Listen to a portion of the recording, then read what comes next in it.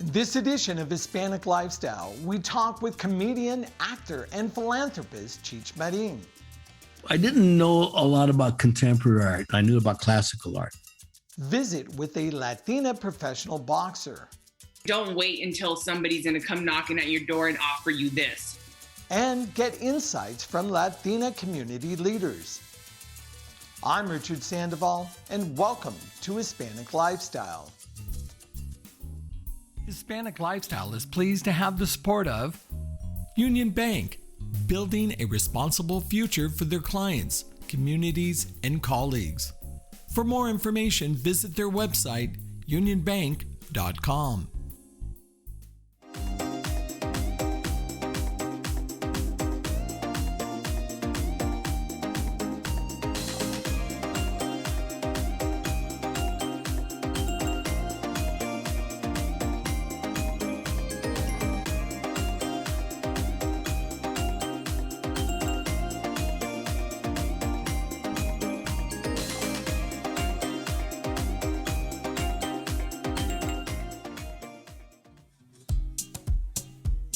In our first segment, we visit with an entertainment industry icon. The man is literally an icon. Our conversation goes all over the place. We talk about music, family, and the journey to establish the Cheech Marin Center for Chicano Art and Culture located in Riverside, California. So what are you doing? Are you just hanging out at home today? Today is one of the rare days I get to be at home. I don't get to be at home much anymore. And I just did a whole, Tommy and I just did this thing for Sirius XM. They're starting a Joni Mitchell channel for 30 days. And so we weighed in on all the Joni Mitchell songs because she's a friend of ours, and as well as being Canadian. And so we've known her for a long time. So wow. We weighed in. And so you're a Joni Mitchell fan, but you're also a musician too. Yeah. I know we're going to go all over the place on this, but you're a musician. You actually play. Yeah, I've played guitar since I was 11, maybe 11, and still play every day. Right now, I just took a bunch of guitars into McCabe's to have them tuned. One was a little buzzy. But I've been playing ukulele now lately. This is a really good instrument, ukulele. Why do people end up with the ukulele? I mean, it has 4 strings. It's a really good, it's a very simple instrument to play. It's not like a big bulky guitar where little kids can't play it, but it's the best instrument for singing, to sing along. You can learn a zillion songs and away you go. And that's basically what I was. I was always a singer since I was 5. I made my first record at 5. Who were some of the artists, performers, songwriters that you listened to that really inspired you to continue to play?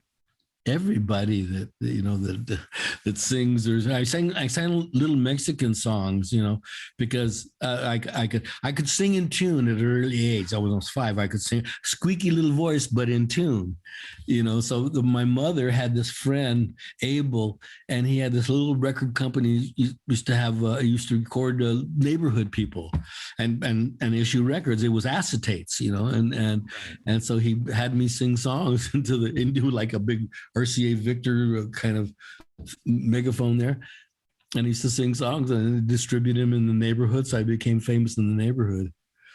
Get out of here. I know that you're a collector. We're going to talk about that later, but do you have those acetates? No. I didn't know what was going on. I just sang.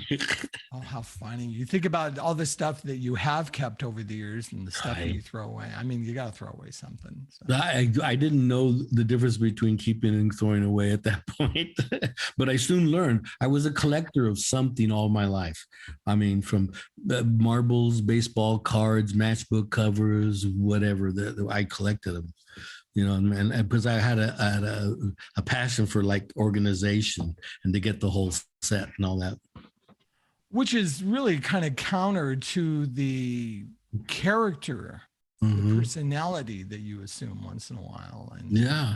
Yeah, it's very different. I was a very kind of academic little kid. I was an altar boy, a choir boy, uh, a scholastic, and my cousins and I there was four of us, and we were all pretty bright kids, and we went to Catholic school, so we had that in common. And so very early in the process, Louis, my oldest cousin, started us learning stuff, and he would assign us topics to go out and learn and bring back to the group. So we would, be super smart. And so that's how I learned about art. He assigned me to learn about art and bring it back to the group. So how do you do that? Well, I don't know, go to the library, I guess. So I went to the library and took out all the art books that they would let me take out. And the other ones they didn't let me take out, I just looked at them there. So by the time I was, 12, I knew pretty much all about Western art. I knew who, Leonardo da Vinci and Michelangelo and Cézanne and all those people, because I looked at the pictures. I didn't necessarily read the text as much, Right. but I looked at the pictures. And so I could walk around in a room and pick out the Cézanne. So with this, I had a flow here and you're throwing me off here, but is this, when did the whole Chicano art, become a passion for you? It's just something that touched your soul and you wanted to start collecting pieces? Well, when I got to the point where I actually could afford to buy art, okay, I was in Cheech and Chong and I had money. And so the kind of the first, I didn't know a lot about contemporary art. I knew about classical art, because that's what I was trained in. And I was married to a painter at the time, and she says, well, let's go, I'll take you to galleries on the West Side and I'll show you contemporary art. So, okay, so the first contemporary art gallery I went to, they were showing some Chicano paintings. And right away I knew what they were, because I knew what they were based on. It's like if like you're hearing Elvis Presley or something for the first time, there's all these other musics in there. There's blues and bluegrass and country and R&B in there. And so I could see the same thing in the painters. Oh, that's a little bit of Michelangelo, and that's a little bit of Andy Warhol. And so I recognized right away that, hey, they're really very good painters. They can actually put it on. And so why aren't they getting any shelf space? How come I never heard of them? Why aren't they in the museums? Why aren't they in the galleries?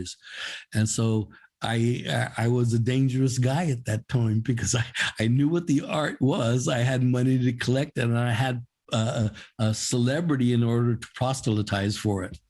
And that's what I did from then on.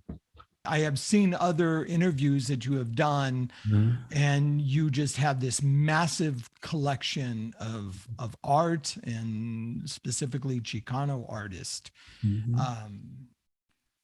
As you collected it, you needed to find a place to store this. So take me to where we are with the Cheech.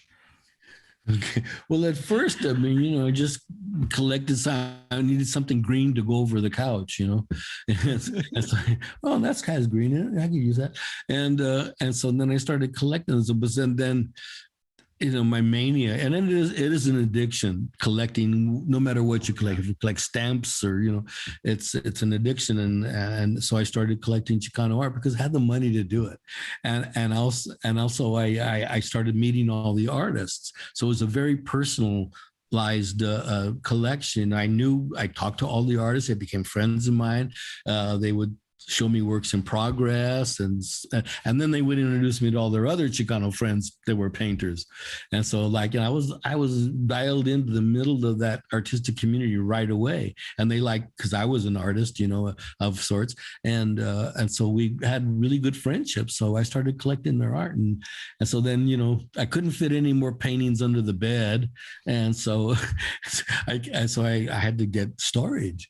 And I came to the conclusion that you're not really a collector unless you have storage, because that's the deal, man. Because that's when the mania takes over, and so I started collecting all this stuff, and without any kind of publicity about it or anything. Right. Then my friends that I met in the art community during that process say, well, you got to show this. You got to show this. You have enough things and it's really significant. You got to show it. Well, how do you do that? Well, I don't know. I can go get hooked up with a museum. Well, how do you do that? And so I started slowly being integrated into that process of meeting people in art galleries, meeting people in museums, and started to do. So when I came up with the idea, I had a large collection at this point. And well, how do we do that? So, well, you can do this, but you have to have sponsorship in order to move the paintings from one museum to another. It costs a lot of money to do that. We Latinos, we do not need more leaders. We are leaders already. We just need platforms to showcase who we are. We are the astronauts. We are the academics. We are the business leaders. We just need to address the issue of representation and perception. We need more people in senior positions all across. We're 18% of the population, but only 1% in politics. 18% of the population, but only 1% in corporate boards. 18% of the population and less than 2% CEOs of Fortune 500 companies. So we just need more representation, and we need a perception change. We need to be seen. We need to be seen as who we are, as those astronauts, as the academics, so that we can have role models for our children, and so that they can be it as they have seen it. So it is not a lack of leadership. We don't have a lack of leaders. We have an incredible group of upcoming leaders all across that are rising. We just need the platforms. We just need the positions. We just need to actually open the door for each other. So that's why the unification is so important for all of us. I've been working in communities for 25 years, and I know that the access code we get, we share, we open the door for more. That's going to be the fastest upward mobility for our community. We have to unify. In my role, I travel the country normally, and I educate real estate professionals on affordable lending. I do webinars, I do keynote presentations, and my passion is really to educate home buyers, real estate professionals, basically everybody on the benefits of homeownership.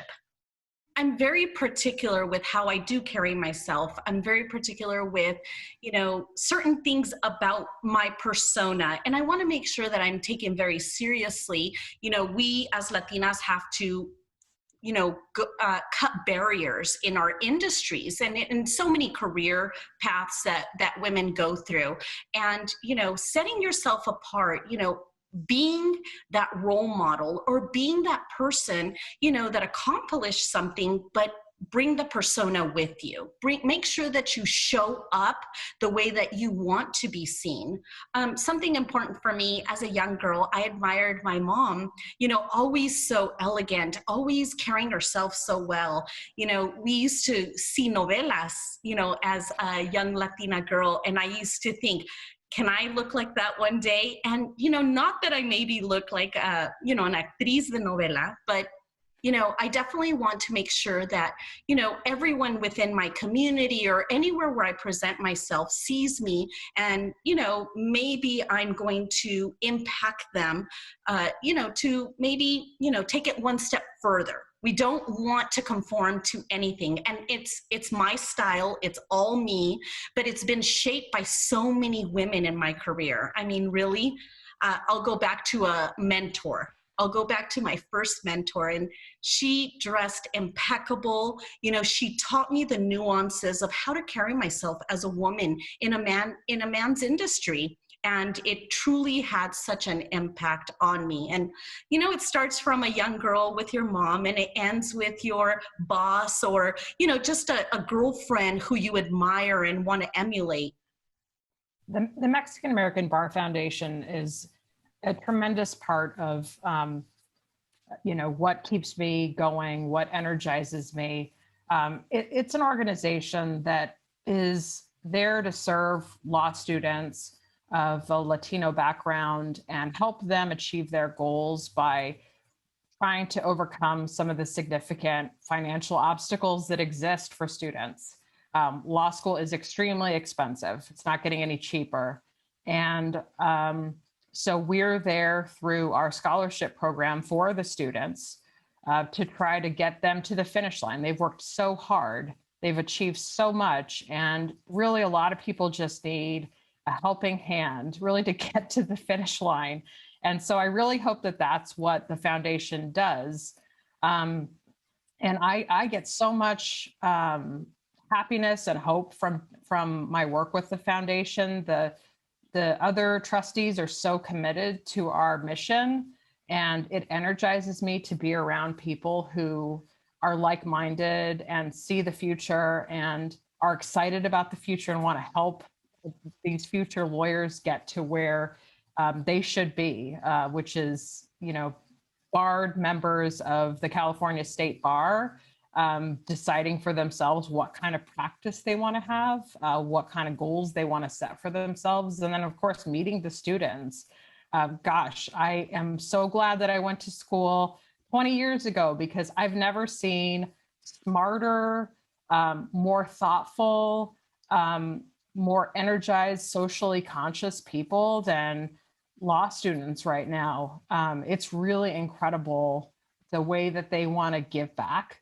They're already committed and already giving back as law students in many cases, even though they're overcoming tremendous obstacles while they put themselves through law school. So yeah, I feel very strongly about MABIF's mission. I hope to be part of that organization for many years to come. But I would say that probably the most defined moment in my life happened when I was 12 years old.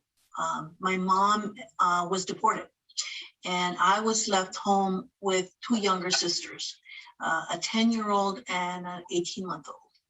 And we, my mom used to come home at around 6:37, and, dinner was made and we were ready to eat. And then we would, do whatever we did as a family. Well, that day, nobody showed up. About 1 or 2 in the morning, we got a call, and it was my mother who had been deported. And basically we were told, well, in the morning, take the baby to the neighbor, like you always do, go to school, come back, do what you're supposed to, pick up your sister and do what you're supposed to do, and I'll be there as soon as I can. Well, it took a few weeks.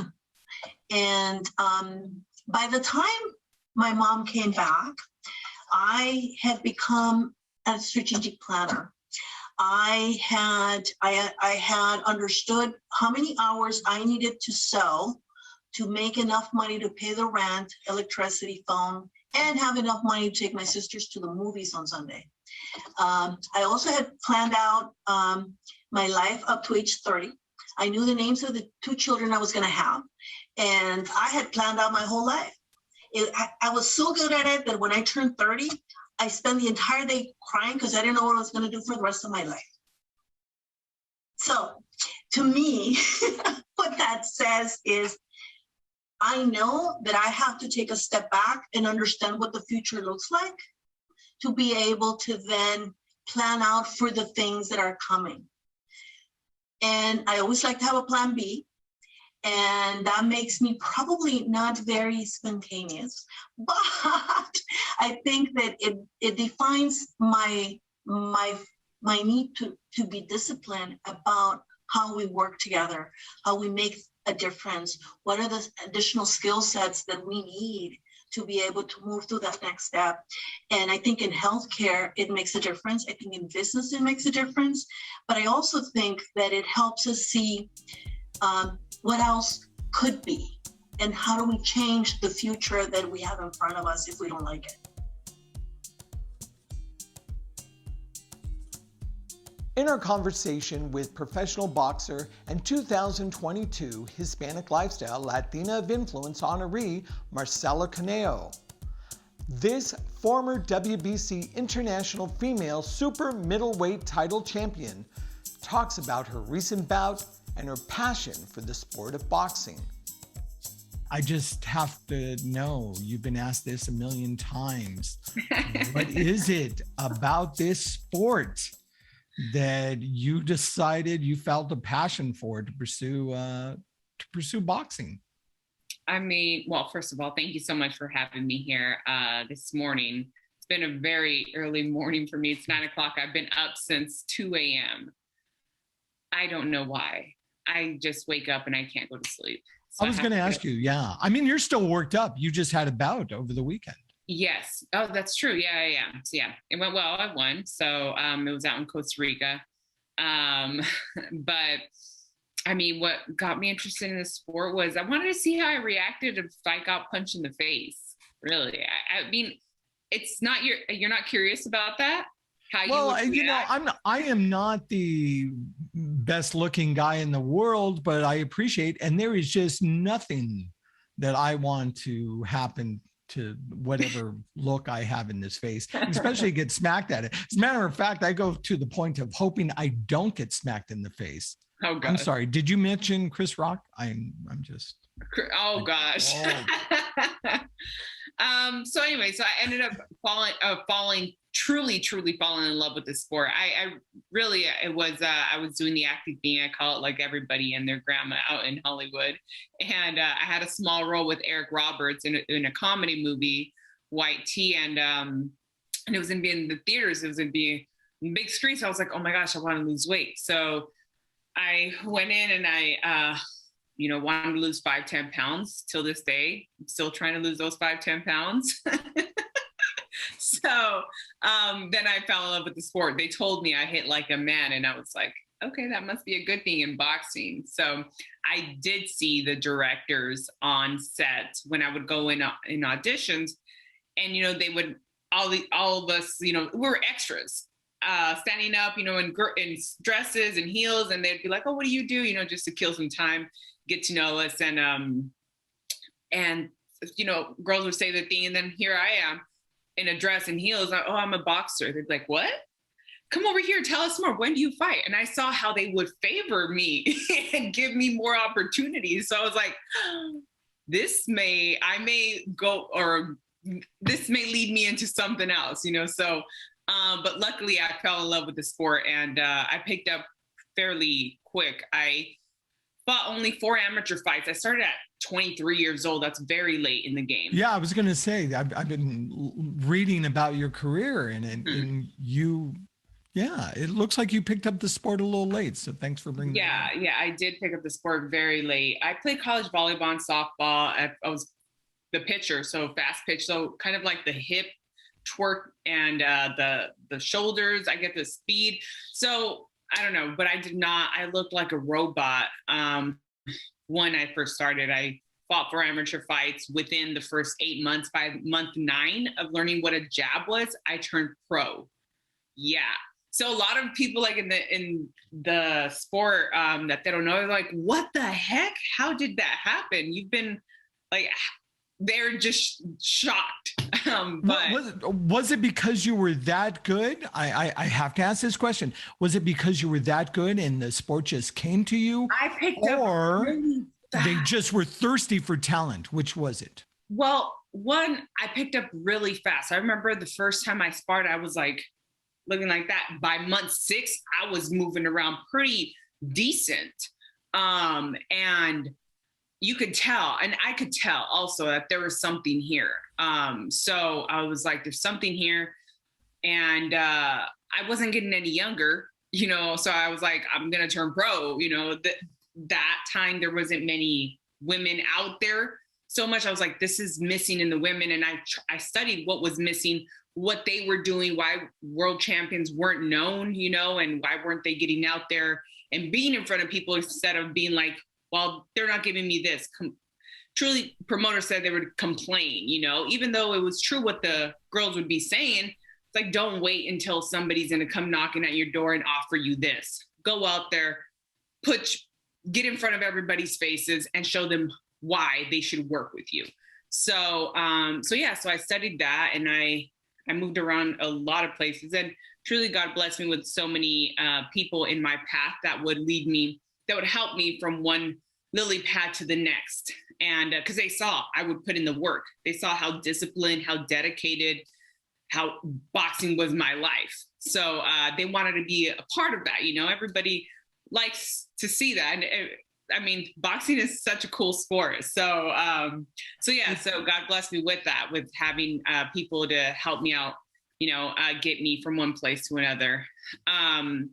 Well, I was going to ask you, was there in this process of your journey, following your passion, did you have a mentor? Did somebody? Oh, absolutely. You know, Yeah, I had a mentor. I was blessed with a mentor very early on, and he helped me out with becoming pro and fighting out in Atlanta, and just teaching me about how people are, you know, and not taking things personal. And he's like, they always come back at the end. Just you keep working hard and treat people good. So yeah, I had mentors as well. And then with him, I opened up a gym out in Vegas, and then Curtis Jackson came along, which is 50 Cent in the rap industry. He came along and he brought in that was the time that he was a promoter with SMS Promotions, and he came in and brought in 3 boxers, and he mentored me also with contracts. He spent some time with me and just talked to me about, like, you know, not being afraid to use my voice and having some clauses in there. Hispanic Lifestyle is pleased to have the support of Union Bank, building a responsible future for their clients, communities, and colleagues. For more information, visit their website, unionbank.com. Thank you for joining us for this edition of Hispanic Lifestyle. Just a reminder, we have website links, additional resource information, and expanded versions of interviews on our website, HispanicLifestyle.com. Until next time, please stay safe and healthy. Goodbye for now.